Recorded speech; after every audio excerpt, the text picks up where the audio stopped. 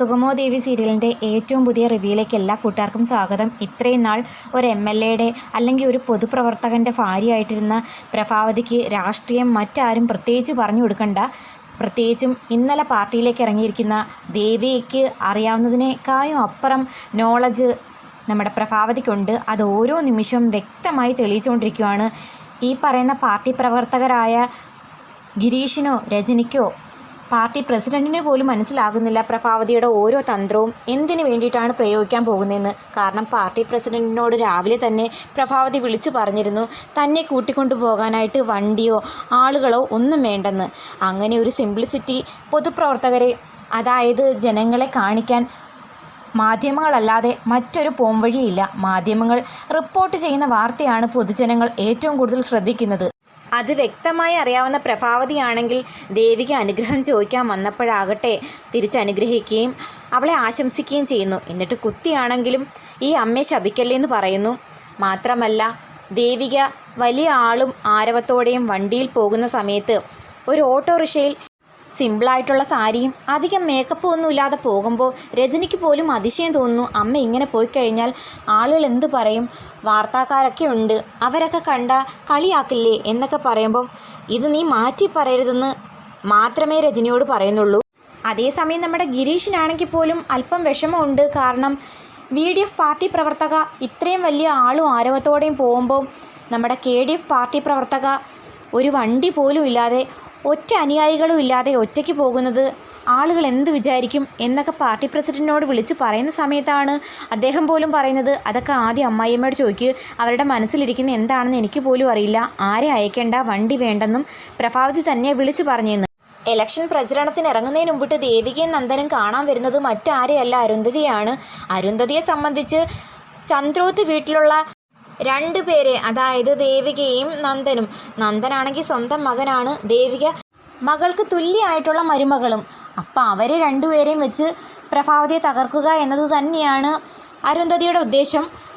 അത് മനസ്സിലാക്കിയാണ് ദേവികയ്ക്കെതിരെ ശക്തമായി പോരാടാൻ നമ്മുടെ പ്രഭാവതി കച്ചകെട്ടി ഇറങ്ങിയിരിക്കുന്നത്. സ്വന്തം കുടുംബത്തിന് വേണ്ടിയിട്ടാണ്. അപ്പം പ്രഭാവതി ചെയ്യുന്നത് ഒരു കണക്കിന് നമ്മൾ ആലോചിക്കുമ്പോൾ തെറ്റ് പറയാൻ പറ്റില്ല. സ്വന്തം കുടുംബം ചിതിലമാകാതിരിക്കാൻ വേണ്ടിയിട്ടാണ് ഇങ്ങനെയൊക്കെ കാട്ടിക്കൂട്ടുന്നത്. എന്നാൽ പ്രഭാവതി ചെയ്ത തെറ്റുകൾ ന്യായീകരിക്കാൻ പറ്റുന്നതുമല്ല.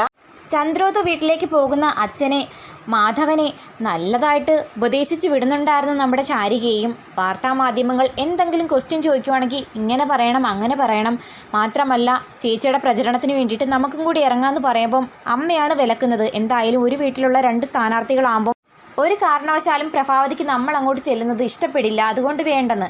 എന്തൊക്കെ പറഞ്ഞാലും പ്രഭാവതിയുടെ ഓരോ തന്ത്രങ്ങളും ദേവിക്ക് കിട്ടാൻ പോകുന്ന ഏറ്റവും വലിയ തിരിച്ചടിയായിരിക്കും. അങ്ങനെ വോട്ടർമാരുടെ മനസ്സിലേക്ക് ജയിക്കാൻ സാധ്യതയില്ലെന്ന് വിചാരിച്ചിരിക്കുന്ന പ്രഭാവതി ഇടിച്ചു കയറുമെന്നുള്ള കാര്യത്തിൽ ഒരു സംശയം വേണ്ട. കാരണം പ്രഭാവതി തന്ത്രങ്ങൾ നെയ്താണ് ഇതുവരെ മുന്നോട്ട് പോകുന്നത്. അതുകൊണ്ട് തന്നെ ഒന്നും പറയാൻ പറ്റില്ല. ത്യാഗരാജനായിട്ട് പോലും ആദ്യം ഉറപ്പിച്ച് പറഞ്ഞിരുന്ന ദേവികയുടെ വിജയമാണ്. എന്നാൽ അയാൾ പോലും ഇപ്പോൾ അരുന്ധതിയോട് പറയുന്നുണ്ട് ദേവികയും അതുപോലെ തന്നെ പ്രഭാവതിയും വിജയിക്കാൻ തുല്യ ചാൻസ് ഉണ്ടെന്ന്. അത് കേട്ട് അരുന്ധതിക്ക് സഹിക്കാൻ പറ്റുന്നില്ല. ഇത്രയധികം താൻ ക്യാഷ് ചെലവാക്കുന്നത് പ്രഭാവതിയുടെ തകർച്ചയ്ക്ക് വേണ്ടിയിട്ടാണ്. പ്രഭാവതിയും ദേവികയും അല്ലെങ്കിൽ KDF പാർട്ടിയും VDF പാർട്ടിയും തമ്മിലുള്ള മത്സരമല്ല, പ്രഭാവതിയും അരുന്ധതിയും തമ്മിലുള്ള മത്സരമാണ്. എനിക്കതിൽ വിജയിച്ചേ പറ്റുമെന്ന്. അപ്പം മറുത്തു പറയാൻ പറ്റുന്നില്ല. സോഷ്യൽ മീഡിയ പോളിങ്ങിലൊക്കെ ആണെങ്കിലും പ്രഭാവതിയുടെ മുന്നേറ്റം എടുത്തു പറയേണ്ട ഒന്നാണ്. അതുകൊണ്ട് തന്നെ പ്രഭാവതി വിജയിക്കുമെന്ന് ഒരു സംശയമുണ്ട് ത്യാഗരാജനും. ത്യാഗരാജനെ സംബന്ധിച്ച് പ്രഭാവതിയെ തോൽപ്പിക്കാൻ അയാൾക്കറിയാവുന്ന രണ്ട് കാര്യങ്ങളേ ഉള്ളൂ. ഒന്നി തട്ടിക്കൊണ്ടുപോകൽ, അല്ലെങ്കിൽ ഗുണ്ടകളെ വിട്ട് ആക്രമിക്കൽ. ഇത് രണ്ടും ഈ സമയത്ത് പ്രയോഗിക്കാൻ പറ്റാത്തത് കൊണ്ട് തന്നെ പ്രഭാവതിയെ എങ്ങനെ തോൽപ്പിക്കണമെന്ന് ശരിക്കും പറഞ്ഞാൽ ത്യാഗരാജനും അറിയില്ല. എന്തായാലും ഓരോ ആവശ്യങ്ങൾ എന്താണെന്ന് കണ്ടറിഞ്ഞ് മനസ്സിലാക്കിയതിന് ശേഷം പ്രവർത്തകർക്കും ജനങ്ങൾക്കും അത് നിറവേറ്റിക്കൊടുത്ത് ദേവികയെ വിജയിപ്പിക്കാനാണ് ഇപ്പോൾ ശ്രമിക്കുന്നത്. കുടിവെള്ള പ്രശ്നമായാലും മറ്റെന്ത് പ്രശ്നമായാലും തങ്ങളുടെ കുടുംബത്തെ ഇല്ലാതാക്കാൻ വന്ന ശത്രുവാണെന്ന് തിരിച്ചറിയാതെ നന്ദനും ദേവികയും കൂടി ആദ്യം തന്നെ അനുഗ്രഹം മേടിക്കാൻ പോകുന്നത് അരുന്ധതിയാണ്. അപ്പോൾ സത്യങ്ങളൊക്കെ എന്തായാലും നമ്മുടെ പ്രഭാവതി വിജയിച്ചതിന് ശേഷം തുറന്നു പറയുമെന്നല്ലേ പറഞ്ഞിരിക്കുന്നത്. അധികം താമസിക്കാതെ നമ്മുടെ ഇലക്ഷനും വോട്ടെണ്ണലും ഒക്കെ കഴിഞ്ഞ് പ്രഭാവതിയുടെ വിജയം അനൗൺസ് ചെയ്യുന്നതായിരിക്കും. അത്രമാത്രം പ്രവർത്തിക്കുന്നുണ്ട് നമ്മുടെ പ്രഭാവതിയും. ദേവികയുടെ വിജയസാധ്യത, അതായത് രാമപുരം നിയോജക മണ്ഡലത്തിൽ നമ്മുടെ VDF പാർട്ടി മാത്രമേ ഇതുവരെ വിജയിച്ചിട്ടുള്ളൂ.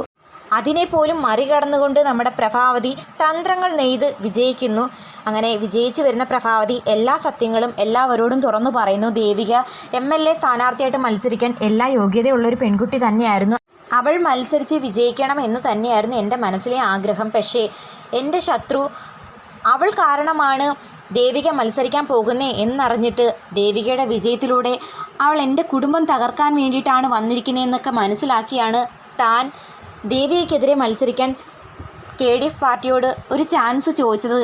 അങ്ങനെ എല്ലാ സത്യങ്ങളും തുറന്നു പറയുന്നുണ്ട് പ്രഭാവതി. സത്യങ്ങൾ മനസ്സിലാക്കിയ ദേവികയ്ക്ക് പോലും ഇപ്പോൾ പ്രഭാവതിയോട് ദേഷ്യമില്ല. കാരണം സ്വന്തം കുടുംബത്തിന് വേണ്ടിയിട്ടാണ് ദേവികയ്ക്കെതിരായിട്ട് അമ്മ മത്സരിച്ചേ എന്ന് മനസ്സിലാക്കി ദേവികയ്ക്ക് വിരോധമില്ല. എങ്കിലും അമ്മ ചെയ്ത തെറ്റ് ന്യായീകരിക്കുന്നതുമില്ല. അപ്പം ആ ഒരു നിമിഷങ്ങളാണ് ഇനി മുന്നോട്ട് വരാൻ പോകുന്നത്. കാത്തിരിക്കാം. പ്രഭാവതി സത്യങ്ങളെല്ലാം വിജയിച്ചതിന് ശേഷം തുറന്നു പറയും. പ്രഭാവതി തന്നെ വിജയിക്കുള്ളൂ.